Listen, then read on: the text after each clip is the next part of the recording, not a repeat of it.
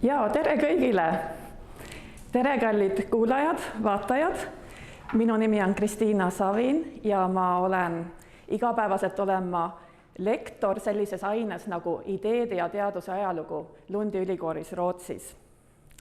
Ja täna räägin ma teile üksinduse ajaloost või õigemini mõtteloost, sellest, kuidas on mõeldud, ette kujutatud üksindust.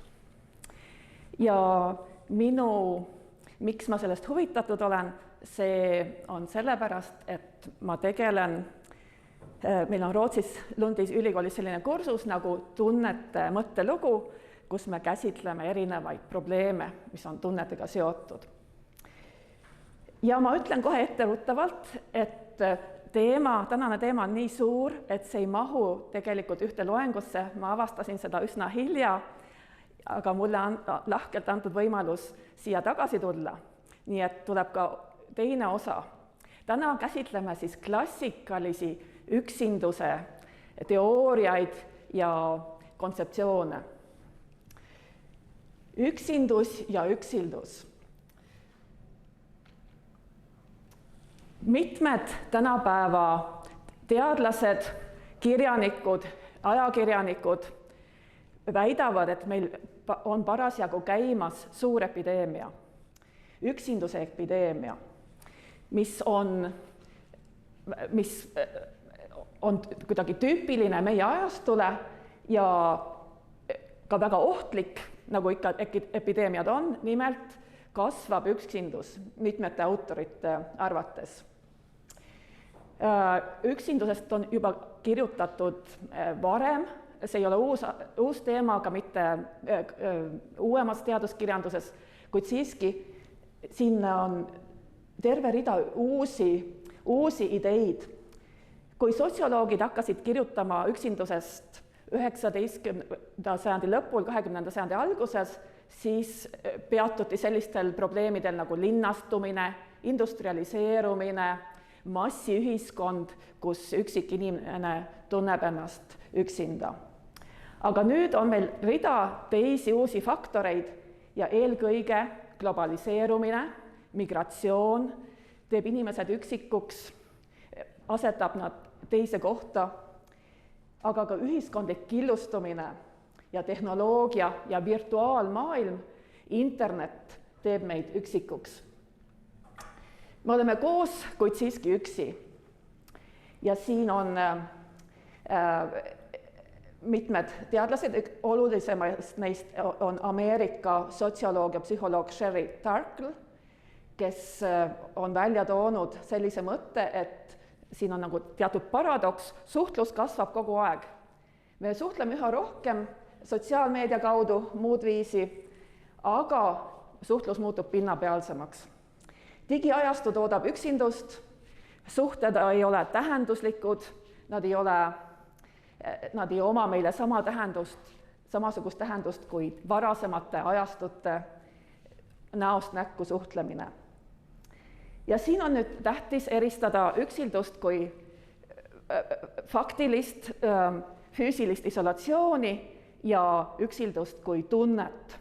See, mis on tüüpiline tänapäeva teaduskirjandusele, on, et soovitakse defineerida, uurida, kaardistada ja ka ravida üksildustunnet.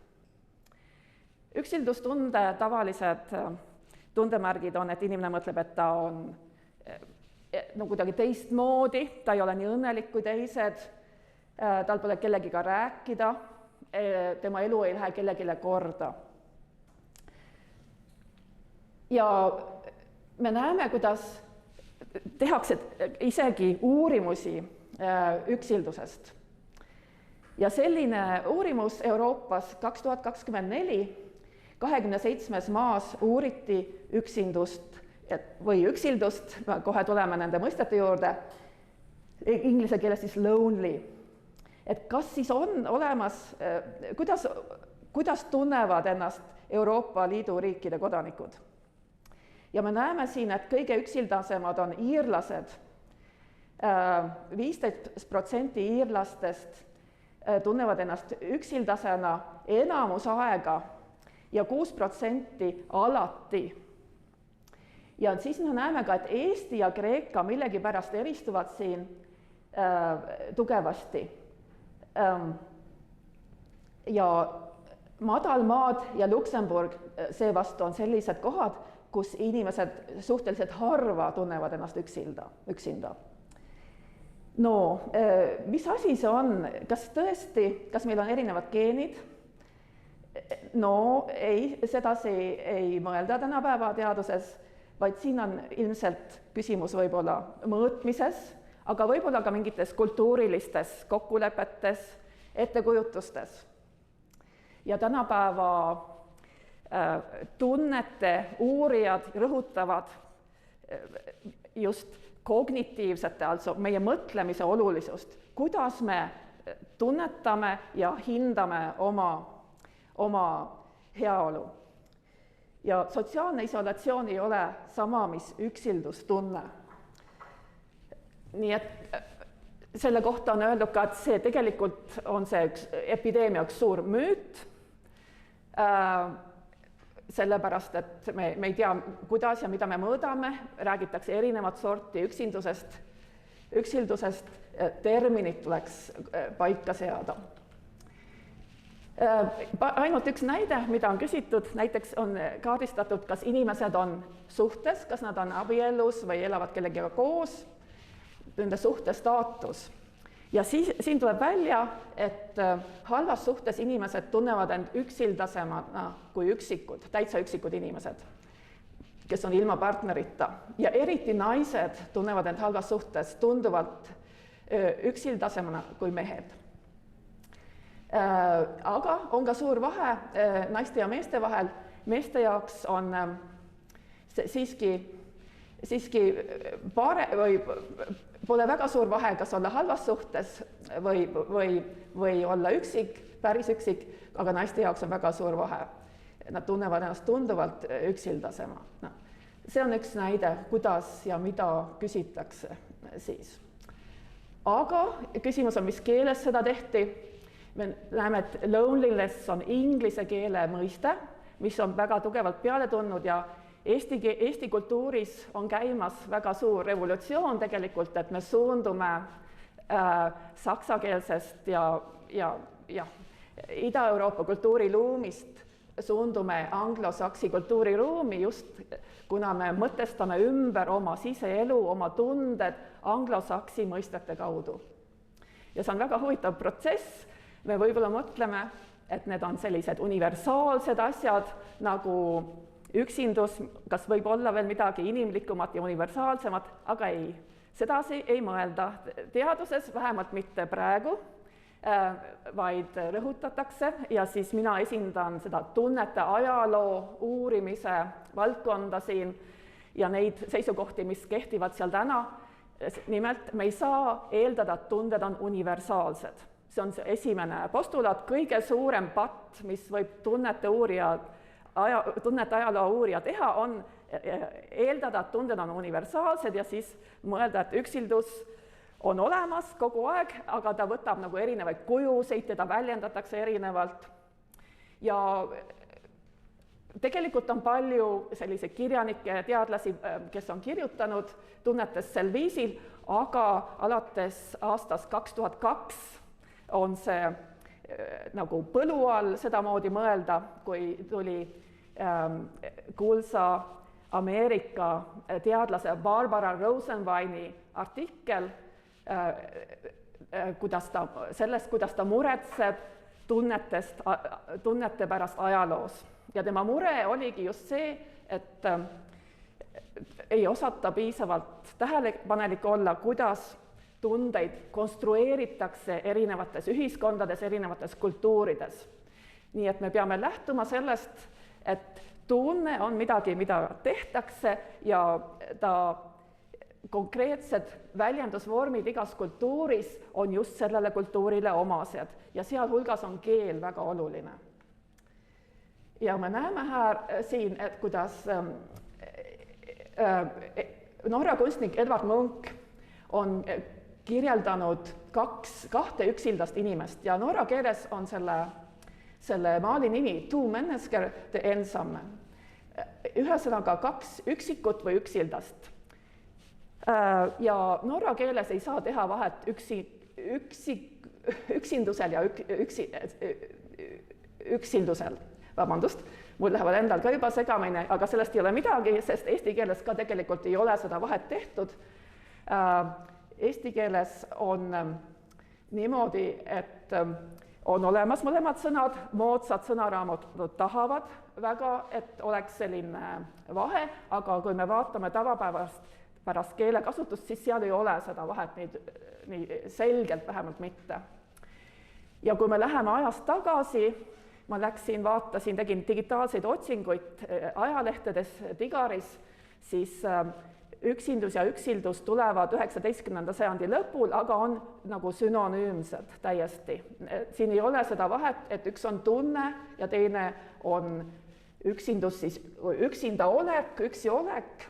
Näiteks veetis täielikus üksinduses paar päeva oma maamajas. See on siis üksi olek.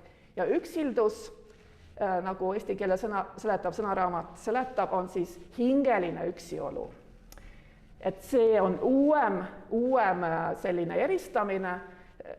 19. sajandi lõpul me seda ei näe, ka mitte 30. aastatel.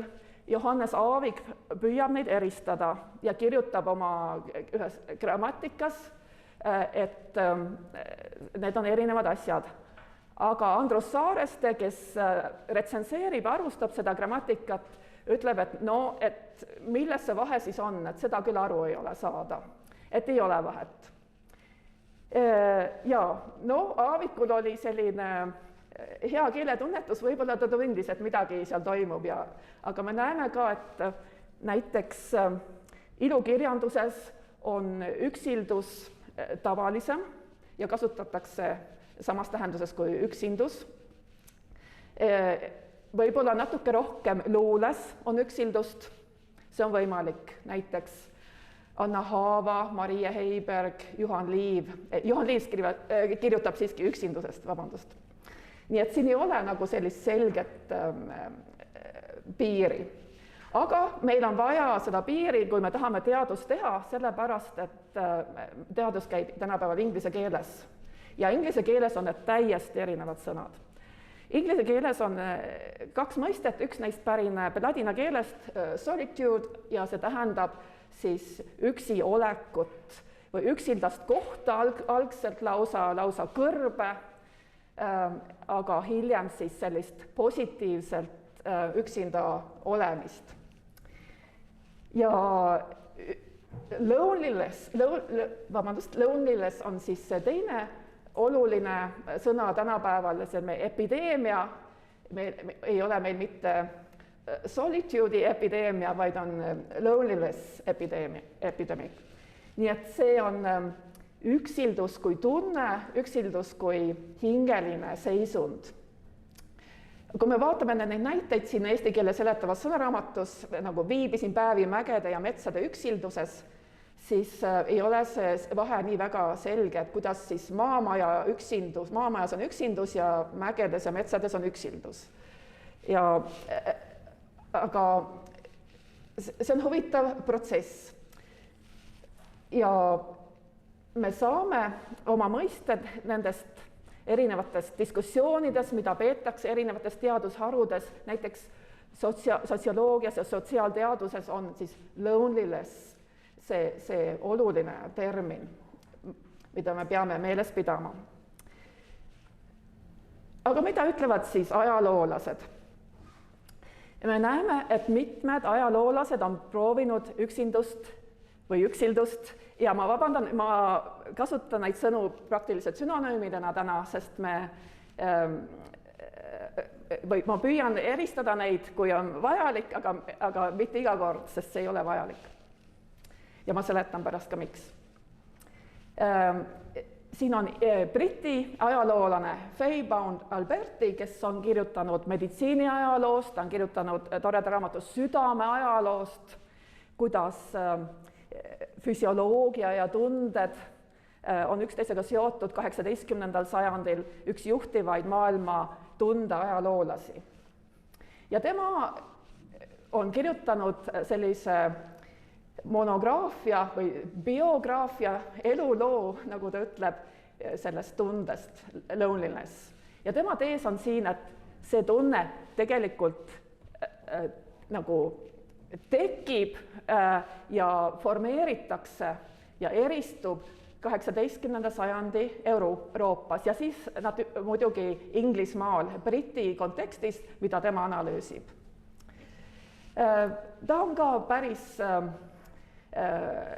seal on palju muid huvitavaid mõtteid, näiteks rõhutab ta üksilduse füüsilist külge, ta kritiseerib moodsat psühholoogiat, kes uurib ainult aju, aga mitte keha, kuidas me püüame üksildust ravida, näiteks kui depressiooni, serotoniini ravimitega või teiste ravimitega ja siis räägitakse muudkui ajust, aga tegelikult see on füüsiline protsess, kogu keha on haaratud ja tal on ka üks väga huvitav video YouTube'is, et kui te guugeldate tema nime ja seda raamatut, siis te saate ise kuulda, mis ta ütleb selle kohta, saate väikse kokkuvõtte raamatust ja need huvitavad näited, mis tal on seal. Ta analüüsib kirjandust ja näitab ka üksilduse positiivset külge. Nagu üks näide on tal seal Virginia Woolf ja tema oma tuba ja naiskirjanike võitlus siis oma vaba aja eest, kuidas üldse sai naine kirjutada 20. sajandi algupoolel. Aga see väide, et üksildusel on nii konkreetne algusaeg, et see tekitab kahtlust tegelikult.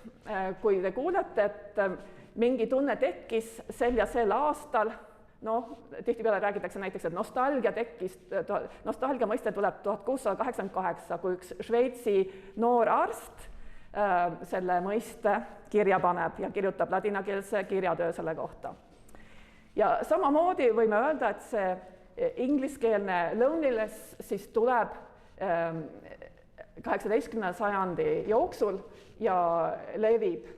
Ja see on kõik õige, aga siiski kas ei olnud võimalik, et inimesed tundsid sarnaseid tundeid teistes kultuurides, kas seda ei tunta näiteks Aasias, kus ei ole seda sõna olnud, või ka näiteks antiikajal. Ja siis on siin Austraalia juhtiv tunnete ajaloolane Katie Barclay, kes on toimetanud ühe antoloogia The Rutledge History of Loneliness 2023, nii et see on väga värske diskussioon siin, väga värske arutelu, mis on siis tegelikult üksildus ajalooliselt. Ja tema arvates peaksime me siiski mõtlema nii, et üksildus oli juba olemas enne sõna kasutuselevõttu, enne selle inglisekeelse sõna kasutuselevõttu, et üsna ta ei ole otseselt kriitiline Alberti vastu, aga siiski nad lähevad oma teed ja püüavad identifitseerida erinevaid kontekste, tekste, kultuure, situatsioone, kus võiks olla näha üksildust, isegi kui sõna ei ole näha. Ja siin rõhutakse ka palju sellele, et me peame mõtlema, kuidas ühiskond on organiseeritud, kuidas töökorraldus on, näiteks erinevad institutsioonid ja poliitilised olud. Et kõik see on vähemalt sama oluline kui selle mõiste olemasolu. Ja nüüd ma mõtlesingi nii, et ma alustan täna siis selliste klassikaliste mõtetega. Ja mõttelugu võib tunduda siis selline nagu natukene, nagu rootsi keeles öeldakse, natuke tolmune teadus, et vanad mõtlejad ja vanad ideed, et mis me nendega pihta hakkame.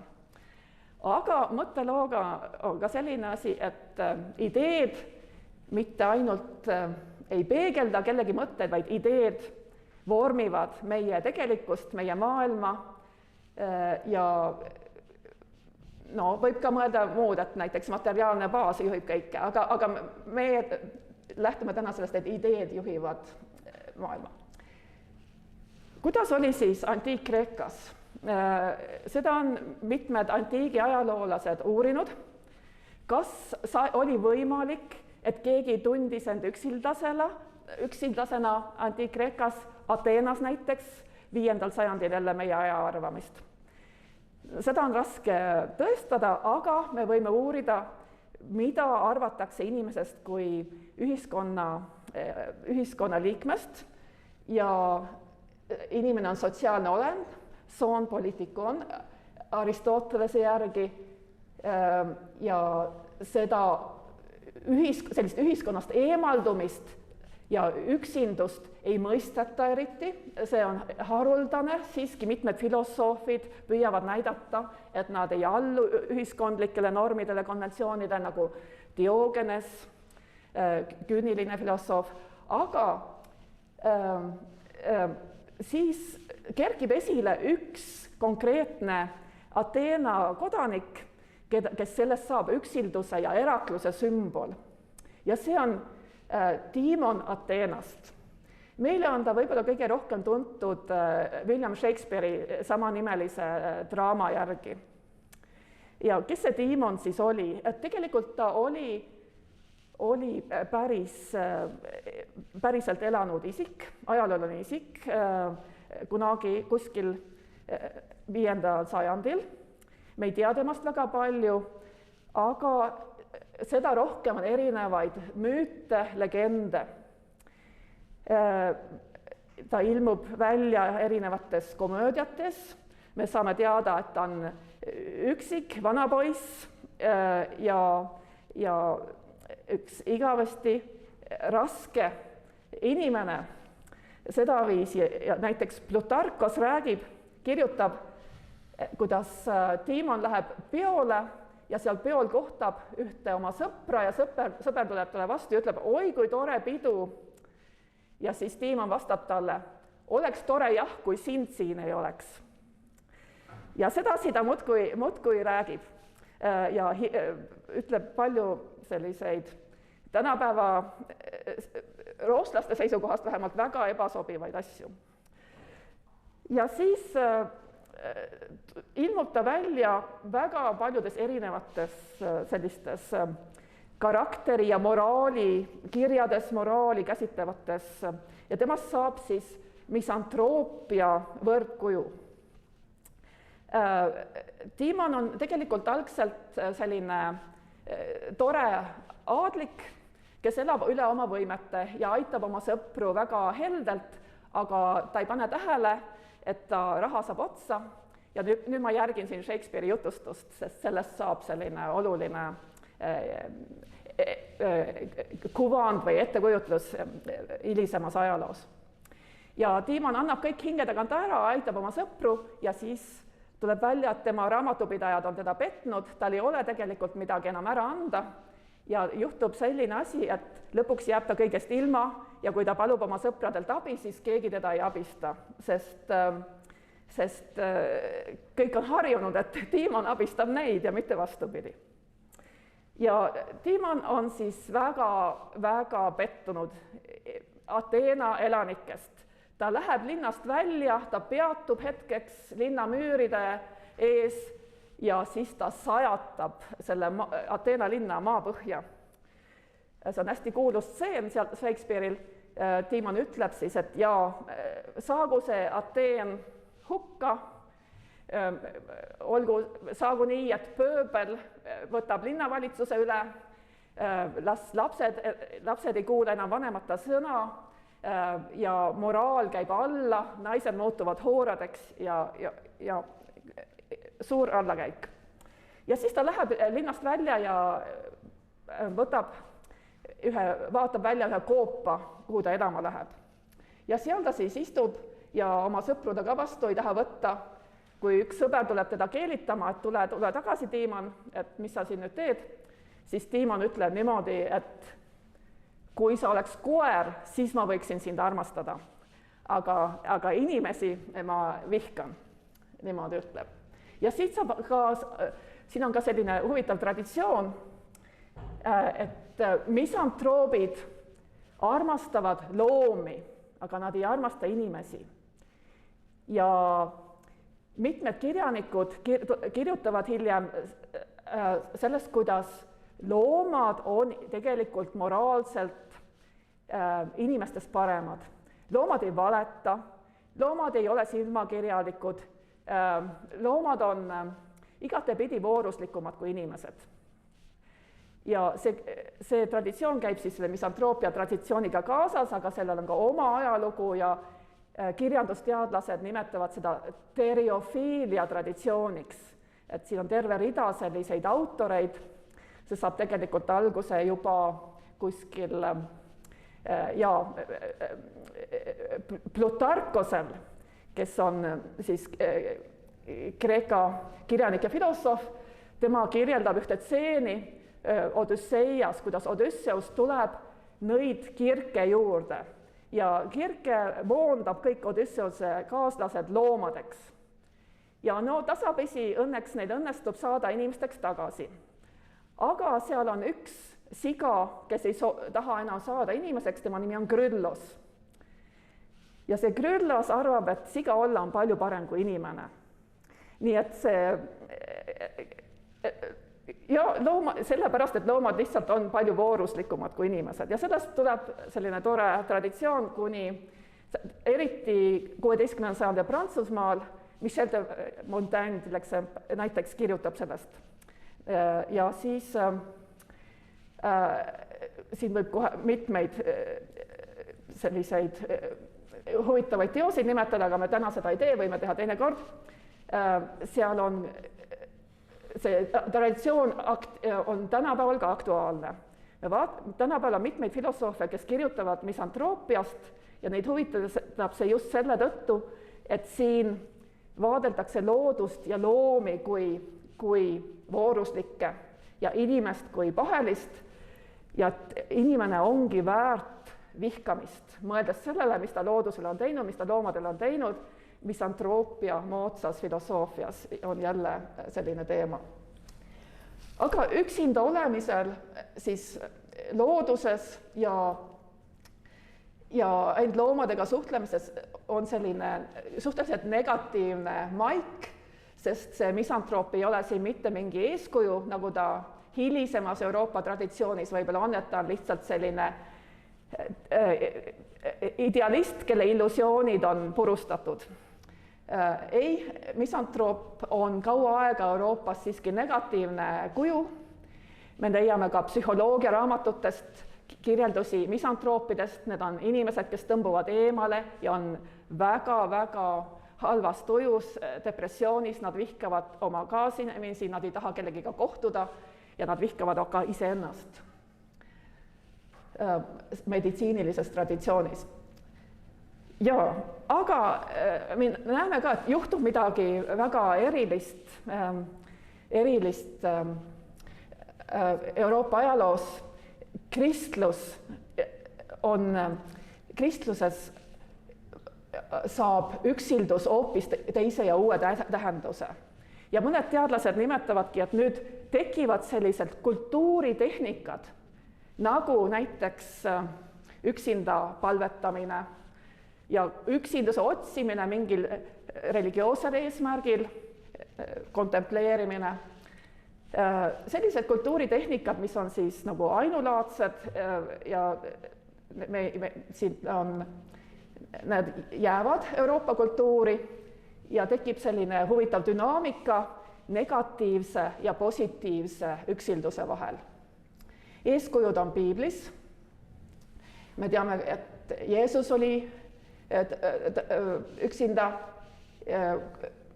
teatud hetkedel ja Risti ja Johannes kõrbes, kus tal oli ka, temast saab ka selline looduskaitsjate eeskuju, ta oma kaameli karvadest mantlis ja nahkvööga ja sõi rohutirtse ja nii.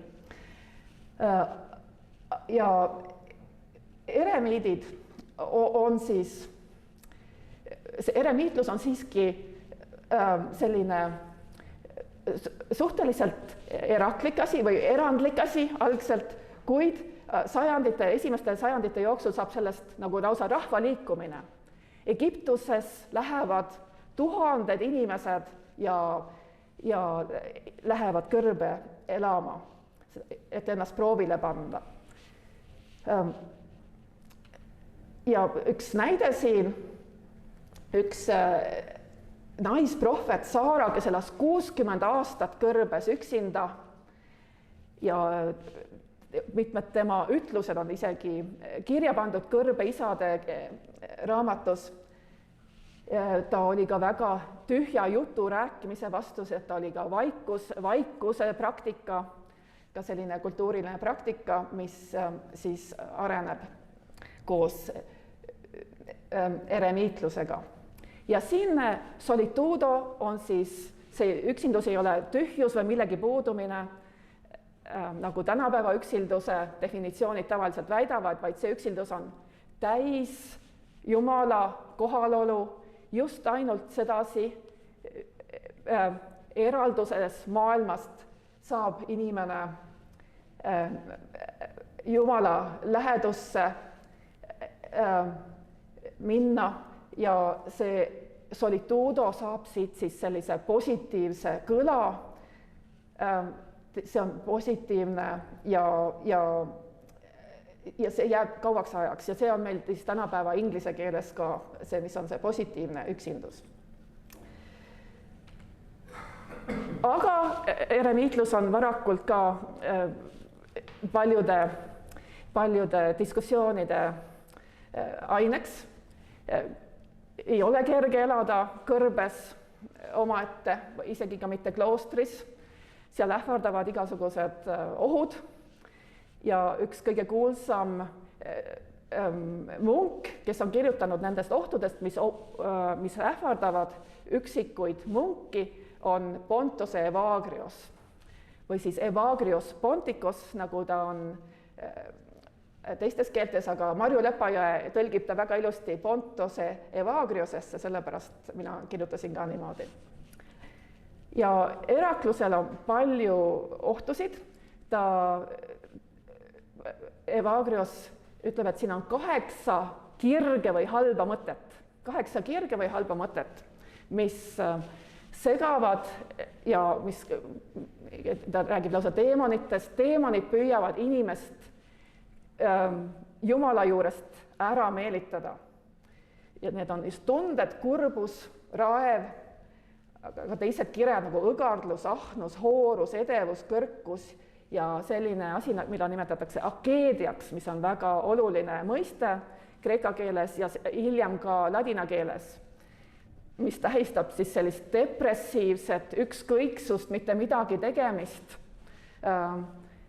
Nii et hiljem ta tõlgitakse ka sedasi, et see on üks melanhoolia vorm, melanhoolne inimene, kes tõmbub maailmast eemale ja tahab olla üksinda.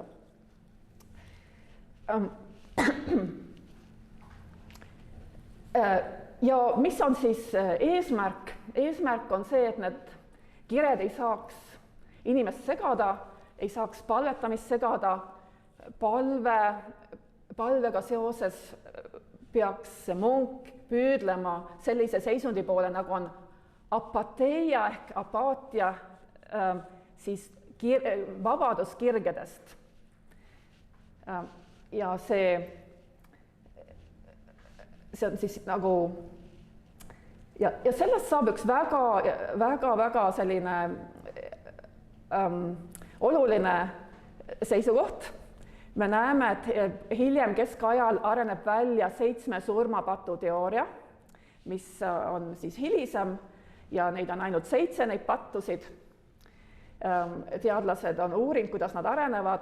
Algus on tegelikult Platoni juures, kui Platon kirjeldab inimest ja tema hinge erinevaid osasid, siis seal on sedasi, et erinevad meeleline osa ja vihastav osa on allikaks erinevatele tunnetele, nii et see ei ole lihtsalt kuidagi välja mõeldud Pontose Evagrose poolt, vaid selle on pikk filosoofiline traditsioon, mis jätkub siis keskaja moraaliteoloogias.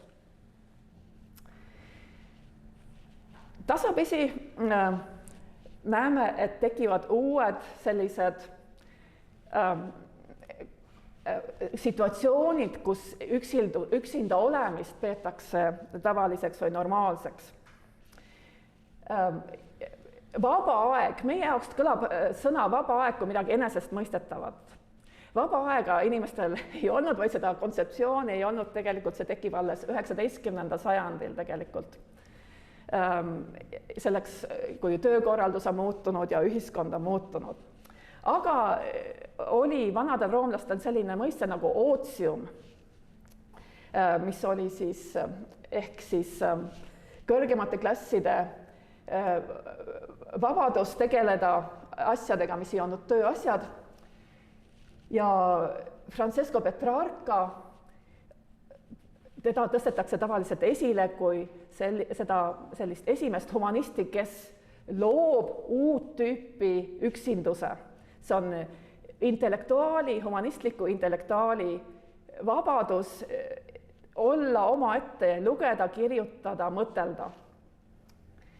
Ja siin on ka moraalne külg, selline üksildus on parim tingimus, kui inimene tahab end moraalselt arendada, hingelist rahu saavutada, aga see on ka sõpruse arendamiseks. Sõprust ka saab ka läbi kirjutamise ja mõtlemise ja lugemise arendada.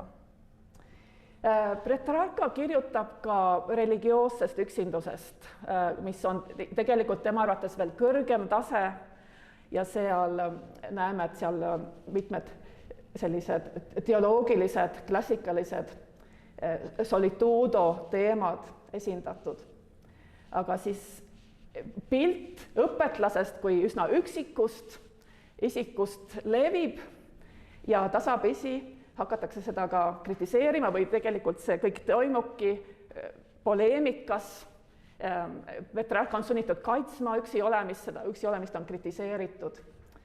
See on selline tegelikult päris keeruline diskussioon, mille kõikides üksikasjadesse me ei saa süüvida siin.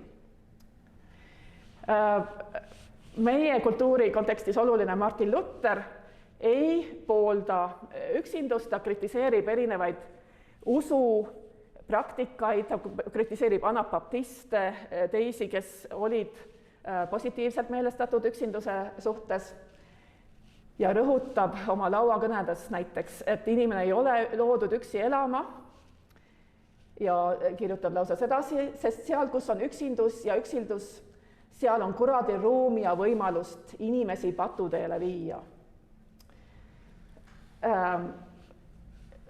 Ja no see ei ole nii väga oluline koht Euroopa kultuuriloos tegelikult, aga me näeme, et Luther tegelikult kinnitab neid oma kaasaegseid teooriaid, kus vaadeldi üksildust kui melanhoolia vormi. Melanhoolia on väga suur teema varauusaegses kirjanduses ja juba antiikajast peale me näeme, et see on osaliselt juba Hippokratese korpuses, aga ka Lenosel ja hilistematel arstide kirjutistes. Kuid üksindusest nad väga palju ei kirjuta, siiski on üksi olemine tihtipeale sümptom, aga ka põhjus. Üksindus võib olla melanhoolia põhjus sellepärast, et üksinda olek teeb inimese melanhoolseks. Eriti ohtlik on istuv eluviis ja tegevusetus. Ühesõnaga see intellektuaali elu ja nendest saabki, õpetlasest saab melanhooliku ja võrdkuju. Ja neil on ka palju teisi selliseid raskeid iseloomu omadusi. Aga ka sümptom. Kurvad inimesed tahavad üksinda olla, nad tõmbuvad eemale teistest ja eriti tüüpiline on siin selline ettekujutus, et melanhoolsed inimesed tahavad jalutada metsasaludes, parkides ja vee ääres. Ja üks oluline autor, kes kirjutab ja kokku võtab varasemad teadmised nii religioossest melanhooliast kui ka meditsiinilisest traditsioonist, see on Inglise pastor Robert Burton. Ta ei ole arst, aga ta kirjutab palju ka meditsiinilisest küljest ja tema teos melanhoolia anatoomia, see on nimetatud ka üheks inglise või briti kirjanduse ajaloo olulisemaks teoseks, nii kirjutas ajaleht The Guardian igatahes, kui üks uus väljaanne välja tuli, nii et ma loodan, et keegi tahab ka selle eesti keelde tõlkida, kuigi see on väga keeruline teos. Robert Burton ehitab oma teose üles sedasi, et ta kasutab näiteid antiikmütoloogiast, antiikkirjandusest, aga ka hilisemast kirjandusest. Bütsantsi kirjandus meeldib talle eriti ja näitab, kuidas siis erinevad melanhoolsed inimesed mida nad on teinud ja kuidas need on ravitud. Melanhoolia on väga lai diagnoos sel ajal, see ei ole lihtsalt mingi kurbus ega ka mitte tänapäeva depressiooni vasta sellele. Melanhoolia tänapäeva diagnoosidele vastavalt sinna mahub nii sotsiaalne foobia, selline häbelikkus, kui ka igasugused muud kartlikkusseisundid, foobiad, aga ka sügav depressioon. See on tolle aja meditsiinilises ettekujutuses on see siis füüsiline seisund, millel on, aga füüsilist ei lahutata vaimsest või vähemalt mitte hingelisest, füüsilist lahutata hingelisest, sest inimese tundeelu on otseses seoses sellega, mis toimub tema kehas ja on sõltuv kõigega, mis juhtub tema kehaga, kas ta liigub või istub päev läbi arvuti ees või loeb raamatuid oma raamatukogus või mis aastaaeg on ja nii edasi. Et siin on ka üks suur osa Burtoni raamatus keskendub õnnetutele armastajatele. Õnnetu armastus on üks kõige olulisemaid melanhoolia ja ühiskonnast eemale tõmbumise põhjuseid. Me näeme seda juba Galenose juures, siis kreekakeelne arst, kes oli Rooma riigis tegev. Galenos kirjutab kõige esimest sellist armastusmelanhoolia juhtumit, või tegelikult on neid ka juba enne, aga see on selline klassikaline juhtum, ma sellepärast räägin teile ka. Galenos läheb ühe naise juurde, see naine tal on mees ka ja perekond, aga ta on täiesti eemale tõmbunud, ta ei taha mitte kellegiga rääkida, ta on visanud ennast voodisse pikali, vedeleb seal looteasendis ja mitte midagi teha ei suuda. Ja siis kutsutakse arst Galenos ja ta läheb sinna vaatama seda naist ja püüab uurida siis, et kuidas saada teada, mis tal viga on, küsida. Aga naine ei taha rääkida või ta räägib midagi muud ja Galenos on sunnitud ära minema, ilma et ta saaks teada, mis naisel viga on. Ja tuleb uuesti järgmine kord, jälle naine ei taha rääkida ja tahab üldse ennast ära peita, ei taha sisse lasta arsti. Ja siis tuleb äkitselt keegi teine inimene, ta katsub naise pulssi ja talle tuleb selline hea idee, et ta on kuskilt saanud siis aimu, et see naine on ilmselt armunud ühte näitlejasse. Ja siis ta lavastab sellise situatsiooni, et ta hoiab kätt naise pulsil ja üks teine inimene nimetab selle näitleja nime ja kohe avaldub see tema pulsis. Niimoodi, et pulsi järgi sai diagnostiseerida õnnetut armastust ja seda melanhooliat ja sellel melanhoolia vormil on hiljem ka oma nimi, amor hereos, see on siis heroiline armastus, seda on Araabia meditsiinist hiljem, kui Kreeka meditsiinilised teosed unustatakse ära Lääne-Euroopas, aga ikkagi edastatakse araabiakeelses keskkonnas, kus neid töödeldakse ja tõlgitakse ja arendatakse edasi, siis sealt saab sellest väga suur ja oluline diagnoos, millest lõpuks saab ka trubaduuri, lüürika ja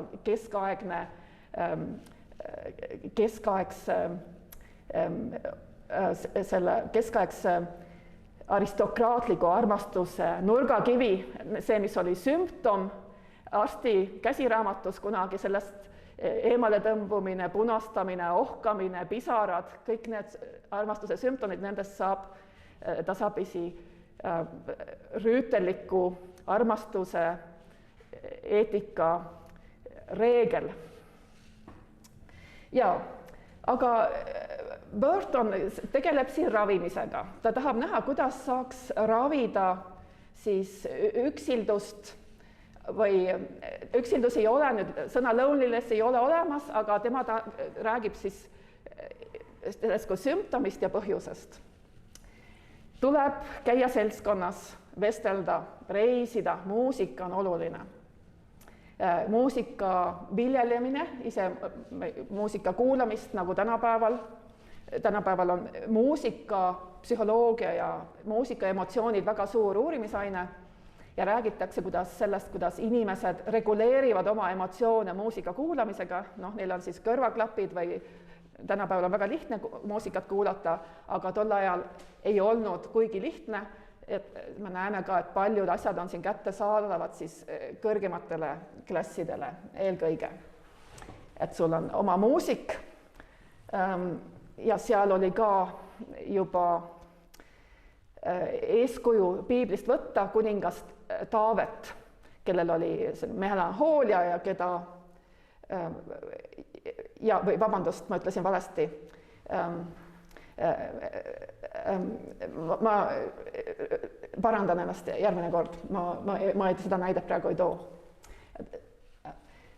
Ja siin te näete ka üht üksinda istuvat tudengit, kirjatuslaua ääres on üks madalmaade kunstnik Peter Kodde, kes siis näitab seda kõige tüüpilisemat melanhoolia situatsiooni, mida hakatakse käsitlema käsiraamatutes elustiilist nii tavaelanikele kui ka hiljem tudengitele, spetsiaalselt tudengitele mõeldud tervishoiualastes raamatutes. Mis juhtub üksindusega hiljem? Milliseid uusi, nüüd kõiki nüansse siin ei saa puudutada, aga huvitavaid asju juhtub palju 18. sajandil. Nii Briti kontekstis kui ka Saksamaal, eriti Saksamaal. Ja meil on siin esteetika areneb välja omaette teaduseks tunnetusest ja tunnetuse mõiste laieneb nüüd ka sellistele ideedele, mis enam ei ole sellised teaduslikud selged ideed, vaid on sellised hägusad, laiali valguvad või tumedad ideed, nagu Baumgarten kirjutab. Ja paljud filosoofid võtavad sellest ideest kinni ja püüavad, nüüd tekib hulk uusi tundeid, mida enne ei olnud seda teaduslikult käsitletud, mida me ei leia Aristotelese juures näiteks, kus muidu meil on kanoonilised tunded Aristotelese retoorikas, mida on lõputult korratud Euroopa õpikutes. Kõik koolipoisid pidid pähe õppima, mis on viha, leebus, kadedus ja nii edasi. Kui me rääkisime kadeduse ajaloost, siis me rääkisime sellest traditsioonist, aga täna me räägime nüüd natuke teistsugusest traditsioonist, mis saab siis alguse esteetika väljakujunemisega 18. sajandil. Ja siis solitude on Edmund Burke, oluline esteetika, aga ka muidu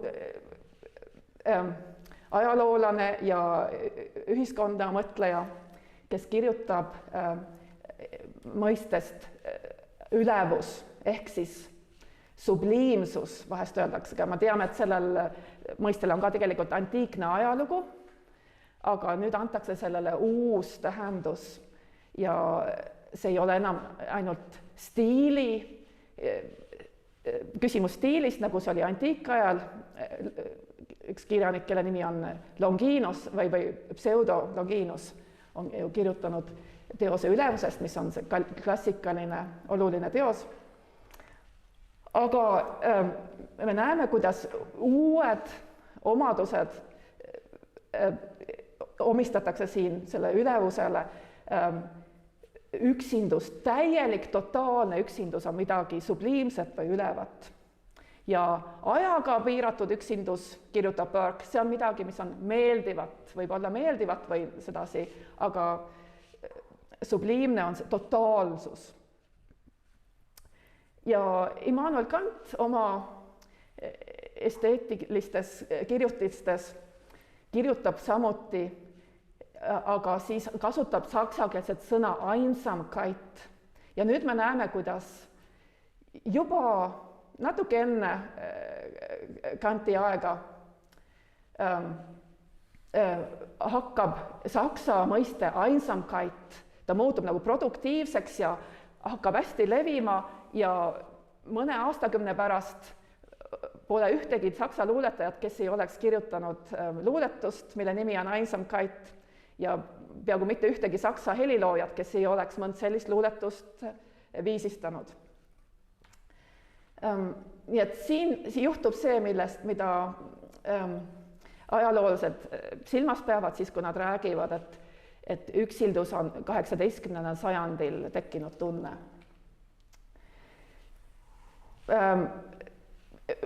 Ka valgustusfilosoofid on väga huvitatud sellest diskussioonist ja eriti Jean-Jacques Rousseau, kes kirjutab oma elu lõpul, siis kui ta on tegelikult, tema teosed on keelatud, ta on kirjutanud ühiskonna kriitilisi teoseid ja teinud ettepaneku või visandanud uue ühiskonnakorra, mis ei sobi käesoleva korraga ja teda on täiesti teda on ühiskonnast välja visatud praktiliselt. Ja siis ta jalutab ja kirjutab oma üksildusest. Ja see on natukene enne surma, see on väga huvitav sissevaade, kuidas see teos lubab meil väga lähedale tulla Rousseau'le ja ta alustab seda sellise klassikalise lausega või mida alati tsiteeritakse, ma loen selle ka siin teile ette. Niisiis olen ma nüüd siin ilmas ihuüksi, ei ole mul venda, lähedast inimest, sõpra ega teist vestluskaaslast peale iseenese. Kõige seltsivama ja sõbralikuma olevuse on määranud niisugusse pagendusse kaaskondlaste kokkulepe. Ja see kõige sõbralikum ja seltsiv olevus on muidugi tema ise. Tema elu ei olnud siiski, seltsivusest oli asi kaugel, ta sattus konfliktidesse, tema lapsed kasvasid üles lastekodus ja ka siin teoses püüab ta siis leida sellist seletust oma elule ja kõigile, mis juhtunud on. Aga ta ütleb ka sedasi, et nüüd, kui ta on kõigi poolt põlatud, siis ta on leidnud õnne ja mingi teatud rahulolu. Täiesti ühiskonnast välja tõrjutuna, et see on mõnes mõttes nagu kergendus. Ja ta ei pea enam midagi kellegile tõestama.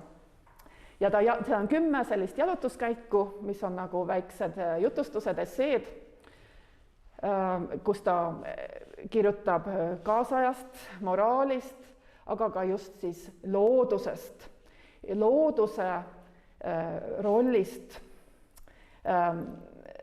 ja kuidas ja looduse tähendusest üksilduses uitajale. Ja temast saabki selline üksilduse prohvet. Teadlased kirjutavalt räägivad lausa üksinduse kultusest.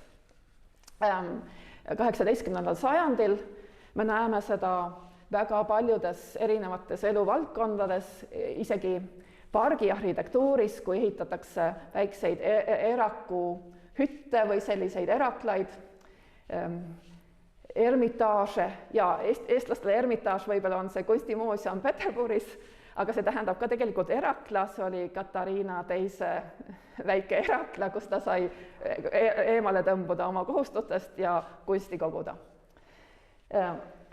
Parkides on ka fiktiivsed hauamonumendid, Rousseau haud on selline üsna stereotüüpiline lisand mõisaparkides ja kirjanduses toimub väga suur nihe. Üksildus on siis selline kirjanduslik koht, mis ajab vaba voli fantaasiade. Ja sellest saab poeetiline ruum, nagu üks saksa teadlane on väitnud, või lausa poetogeenne ruum. See tähendab, et üksildus hakkab tootma poeesiat, luulet ja me näeme tõesti, et see on väga-väga tavaline, eriti tänapäeval, kui me saame teha digitaalseid otsinguid ja vaadata, kuidas on kasutatud erinevaid mõisteid, siis näeme, et Einsamkeit on selline võtmemõiste, millel on siis väga nüansseeritud ja huvitav ajalugu sel perioodil. Just, kui ma siia materjali otsisin selle esitluse jaoks ja tahtsin teile näidata, kuidas üks niisugune eremiidi väike onnikene välja näha võis, siis ma leidsin ka töökuulutusi, nimelt otsiti Austrias ühte kohta eremiiti, Saalfeldi linnas oli see vist, ja ka Suurbritannias otsiti ka eremiiti ühte mõisaparki. Ja veel rohkem oli neid inimesi, kes sellist tööd soovisid, oli palju inimesi, kes kirjutasid internetis, et nad sooviksid saada eremiidiks. Aga meile tundub see naljakas, aga 18. sajandil oli see täiesti tavaline Inglismaal eelkõige ja ka sellest on huvitavaid uurimusi tehtud. Ja selle nimi, neid kutsutati siis siuksed, nad olid nagu aiaehted või nad elustasid seda keskkonda nagu sellised. Ja see kõik on päriselt olnud, see ma ei luuleta kokku siin seda teile. Kõige olulisem teos, mis üksinduses kunagi on kirjutatud, võiks nii öelda, keegi pole seda teost veel suutnud nagu sellest veel midagi mahukamat kirjutada, on Šveitsi arsti Johann Georg Zimmermanni raamat üksindusest, Über die Einsamkeit. Ta kirjutas seda mitmeid aastaid ja sellest tuli mitmeid väljaandeid, seda tõlgiti mitmetesse keeltesse ja ta oli lausa saanud mingi auhinna Katariina teiselt selle eest, aga ka inglise keelde. Nii et me näeme, et muidu see saksa kultuuri hoovus, mis tasapisi juhatab meid romantismi juurde, et see on väga saksalik, et see on saksa mõttehoovus tegelikult, aga me näeme, et siin just see üksildusest mõtlemine levib ka inglisekeelsesse kultuuriruumi. Ja teos on väga mahukas, see on umbes 700-800 lehekülge võib-olla seal vahel kuskil. Ja siin analüüsib Zimmermann siis kui arst, aga ta ei analüüsi mitte ainult füsioloogilisi, meditsiinialaseid aspekte, vaid ka religioosseid, moraalseid, kirjanduslikke. Et siin võetakse kokku väga paljud nendest teemadest, mida me täna oleme nimetanud ja veel sadu või vähemalt 10 teisi teemasid. Zimmermann on ka väga tasakaalukas. Ühest küljest on ta kriitiline selle kultuse suhtes, üksinduse kultuse suhtes, ta ütleb, et see Jean-Jacques Rousseau, see oli üks haige inimene, me ei peaks tema järgi joonduma, või vähemalt oli õnnetu inimene, vabandust. Ma ei mäleta täpselt, kuidas ta väljendab, see oli üks õnnetu inimene ja miks peaks õnnetu inimene meile eeskujuks olema. Nii et Rousseau ei ole tema eeskuju. Samas on ta siiski väga tasakaalukas oma arutluses ja näitab, et on olemas positiivne üksindus. Positiivne üksindus, mis on vajalik inimesele, kes tahab ennast arendada, kes tahab õppida ja kes tahab ka oma religiooni viljeleda. Nii et selle võime lisada sinna, ma siin ei ole oma märkmetes kirjutanud seda teile, aga positiivne, nii et siin näeme, et tuleb arutlus, kus kahte sorti üksindust kaalutakse nagu sedasi kaalul ja vaadatakse, mis on eelised, puudused ja millised on siis need ka füsioloogilised tulemused, sest keha ja hing on siiani koos, veel antropoloogiline füsioloogia on väga huvitatud tunnetest sel ajal, veel 19. sajandi alguses näeme, et ilmub näiteks Prantsusmaal moraalitraktaate, mis lähtuvad inimese füsioloogiast ja tema tunnetest. See, et tunded on midagi, mis on ajus ja üksildus on ajus ja seda tuleb ravida ainult kognitiivse teraapia või siis medikamentidega, et see on hilisem areng. Et siiamaani on veel hing ja keha koos. Mõned teadlased väidavad küll, et René Descartes, 17. sajandi filosoof René Descartes olevat lahutanud keha ja hinge ja see on ka õige. See on filosoofias oluline etapp, aga kui me vaatame meditsiini ja kuidas tunnetes kirjutatakse füsioloogias, praktilistes käsiraamatutes, siis me näeme, et keha ja hing ei ole veel ära lahutatud üksteisest. Ja romantismi ajastu kasvab välja siit uued mõisted, olulised. Üks mõtmenmõiste on meeleolu. Siiani on räägitud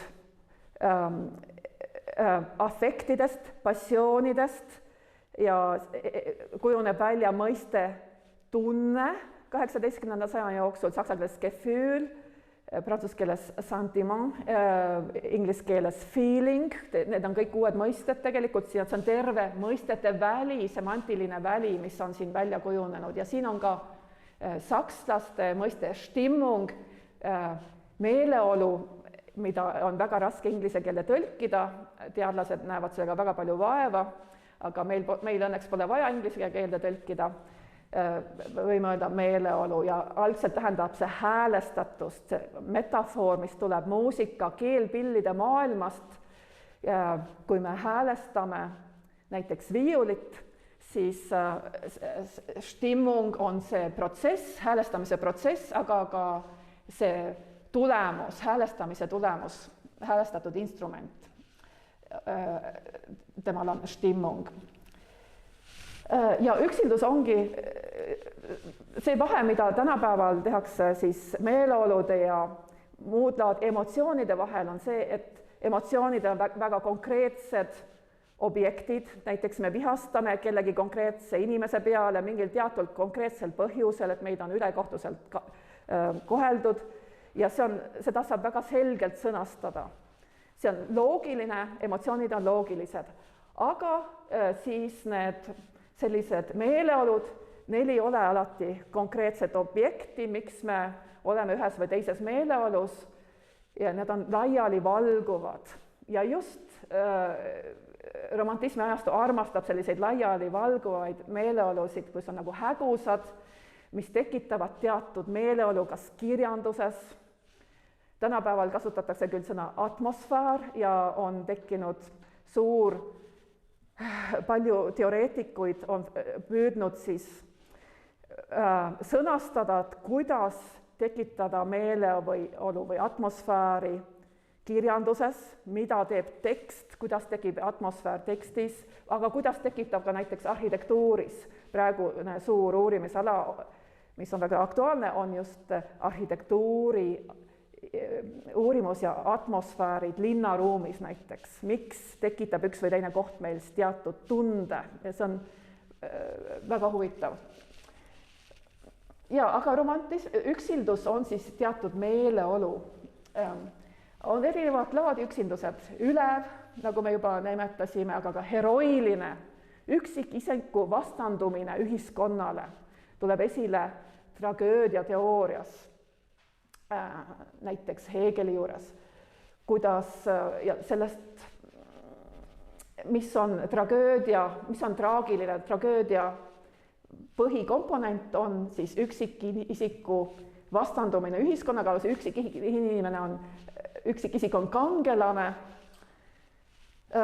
see kangelase üksindus, aga ka geeniuse üksindus, nüüd ettekujutus geeniusest, kunstnikust või kirjanikust või filosoofist on ka välja kujunenud, Immanuel Kant annab sinna oma panuse, aga see on ka pikk traditsioon tegelikult, mille juured ulatuvad renessanss ja veel kaugemale aega.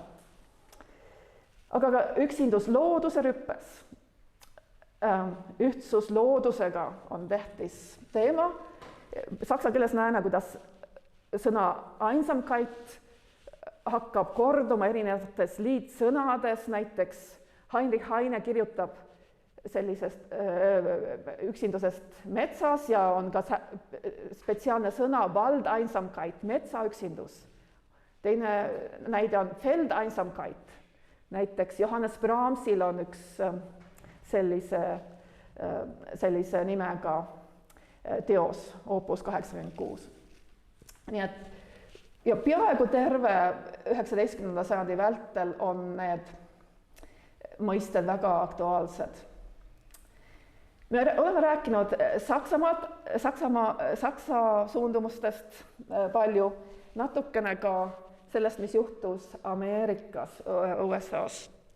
Ja üks tänapäeval väga tihti loetud teos on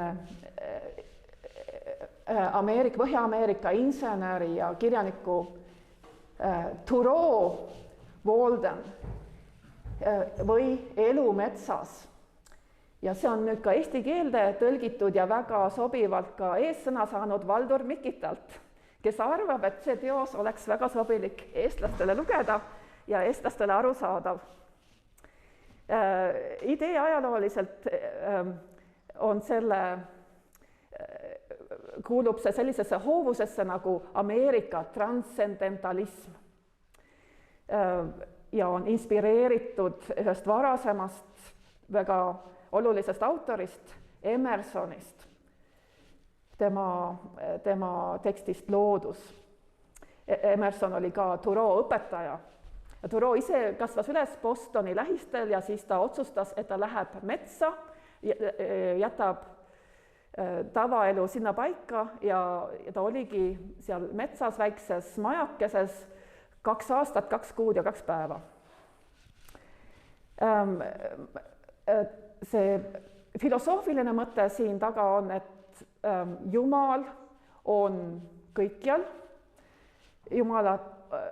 loodus on Jumalat täis ja seetõttu tuleks Jumalat kogeda, tunnetada mitte tingimata kirikus, vaid just looduses, uurida loodust ja mitte ainult loo uurijana või füüsikuna või keemikuna, vaid just ka poeedina, see on ka selline müstiline kogemus. Aga et seda puhast kogemust saada, selleks tulebki üksinda olla.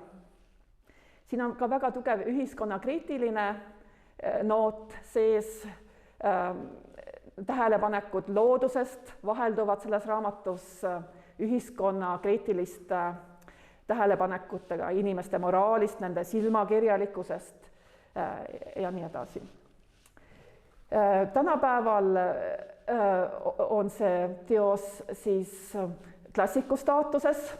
Ma ise olen õpetanud Uppsala ülikoolis ühel kursusel, kus osa sellest raamatust oli kohustuslik kirjandus ja see seostub siis, nagu Valdur Mikita väga ilusti näitab eessõnas, on see aktuaalne meie ajastu tähtsate teemade tõttu, keskkonna teema tõttu, aga nagu Mikita ütleb ka, et kuna eestlastele on hingelähedane, eestlased on sood ja rabad ja metsad, siis võiks ka eestlased seda lugeda ja ma kindlasti soovitan teile kõiki neid raamatuid, mida me siin nimetame. Ja nüüd ma tahaksin hea meelega jätkata, aga ma näen, et kell on palju ja eelmine kord mu ema ütles peale loengut, kui ma rääkisin kadedust, ema ütles, et nii pikk jutt. Ja siis ma mõtlesin, et ma pean ennast nüüd kokku võtma ja natukene pedagoogilisem olema. Ja siis mõtlen, et ma tahan tänada teid ja et kohtume järgmisel korral. Aitäh!